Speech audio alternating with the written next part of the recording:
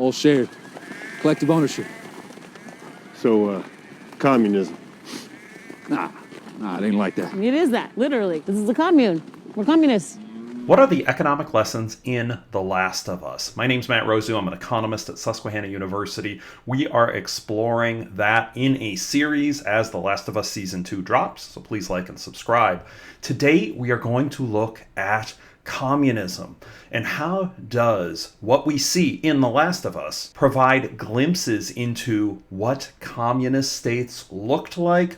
Is there communism going on in The Last of Us? What is the result? Let's go to the first clip right now.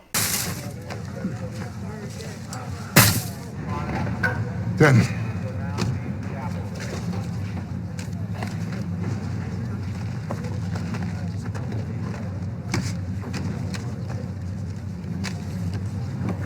You got anything else?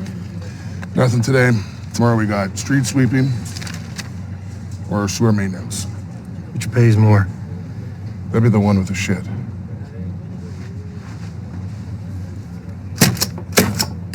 Lake crew, 4 p.m. start.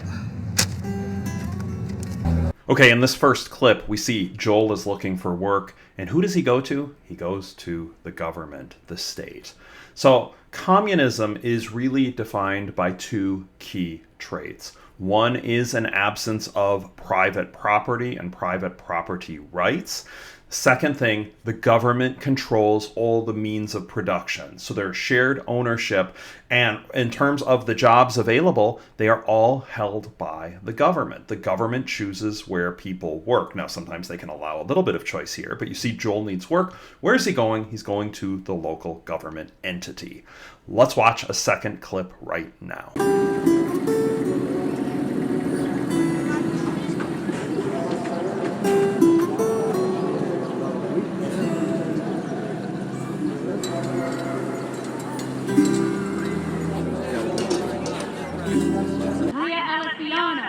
Violation of EMC 342.7, unauthorized entry into a quarantine zone. Each of you have been tried in a military court of justice, and each of you having been found guilty by the court-martial panel, and with a sentence of death by execution as an...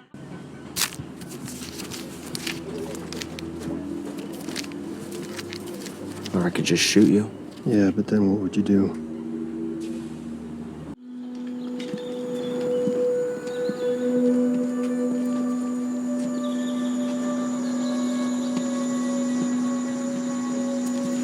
Whoa.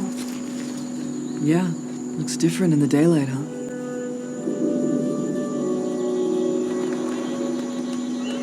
Find who did this. Find every collaborator and kill them all.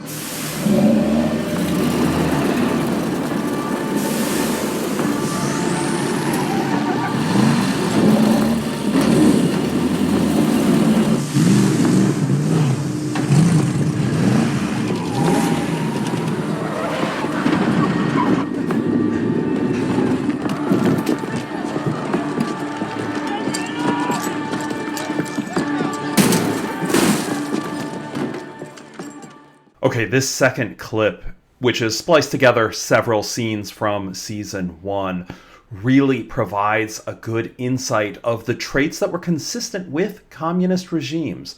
First of all, we see sham trials and public executions. These were incredibly common in the former Soviet Union, in Mao's Communist China.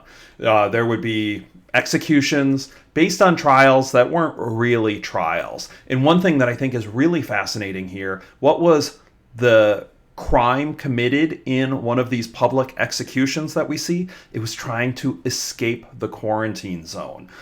In terms of relevance, I don't know that you could tie a better analogy to East Germany and West Germany, where the East Germans would literally shoot. They were ordered to shoot people trying to cross the Berlin Wall or cross into the West from the East. They had orders to shoot and kill. This wasn't a taking prisoners and throw to jail. It was killing. Why? For escaping. People wanted to leave because it was so horrible. And how did the communist governments react? They would execute you if they caught you. Removal of rights of the governments were removing the rights to interrogate suspects, right? You see this leader, and this one's in Kansas City, saying, I want you to find them and kill them all. There was going to be no trial here. There was no rights available. This was just execution. What else do we see that was consistent with communist regimes? Well, we see a government official getting bribed. And in fact, under communism, who was often the wealthiest? It's the government officials who could use their power and leverage to receive extra favors. We see that occurring here, where the government official is engaging in transactions with Joel. Finally, a general breakdown of the economy, of society.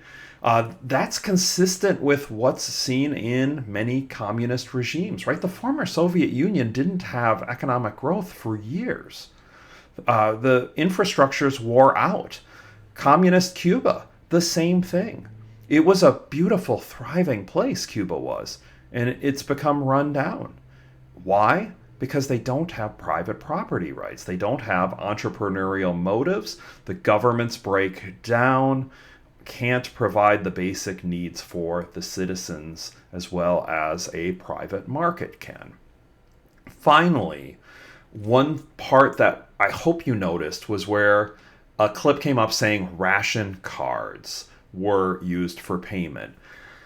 Under market economies with supply and demand, generally there aren't shortages or surpluses of items, right? There's pricing mechanisms that adjust. This isn't as common, of course, under communism. It's not a private market determining the prices of goods and services. It's the government. Because of that, you would see shortages and surpluses. The shortages here, if there's ration cards, that's a different way the government can handle rationing. Now, this part to me is fascinating and really points out the similarities to the former Soviet Union. The grocery stores in the former Soviet Union did not have much variety, and they often didn't have items on the shelf. One of the more iconic photos of the second half of the 20th century is Boris Yeltsin entering an American grocery store and seeing the abundance of food and the variety that was available. His look of shock and joy is so amazing here, and in fact, he thought it was staged.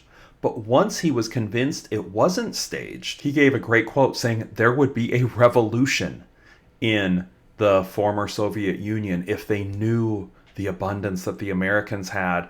And he said that not even the government officials, not even the president had the variety, the options available that the average American had in a grocery store. This is what happens when you don't use markets, when you move towards communism. And that short little clip spliced together of a couple of minutes shows so many things that happen, so many sham trials. The rations, right? It's estimated that communism has killed over 100 million people, from executions, from policies leading to mass starvation. In this next clip, we see communism explicitly mentioned. Let's watch this clip. Council, democratically elected, serving 300 people, including children. Everyone pitches in. We rotate patrols, food prep, repairs, hunting, harvesting. Everything you see in our town, greenhouses, livestock, all shared. Collective ownership. So, communism. Nah, it ain't like that. It is that, literally. This is a commune. We're communists. I love that look of Tommy at the end.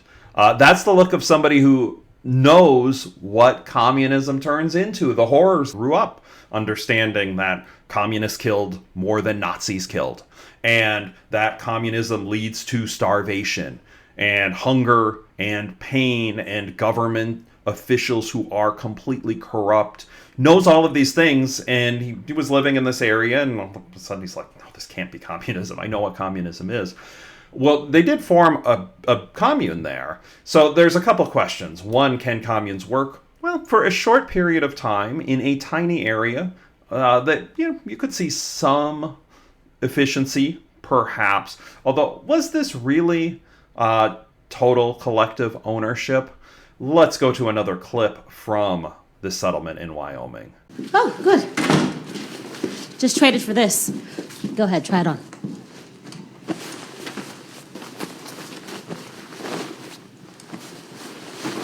So clearly there are property rights here, right? You can't trade for something if you didn't have something to trade, and in order for that to happen, you had to own things. So there were clearly property rights available here, even if the government did have a major say in things. The key question I would think about is, in the long run, would we expect this to allow citizens to thrive? And the answer, of course, is absolutely not. The track record of communist regimes shows that without the incentives, without free markets available, without private property, economic growth goes to a standstill, and it also breeds government corruption. I hope you enjoyed these clips from The Last of Us and our discussion of how this is similar to communism. What we see many of the governments moving towards in The Last of Us, how it's similar to communism, and how the results are similar to what we have seen in communist regimes. Once again, my name's Matt Rosu. If you liked this video, please like and subscribe. You'll get notified when new videos from The Last of Us or other TV shows, songs, movies where we teach about economics using pop culture, when they drop, you'll be notified. Until the next time, see you in the next video.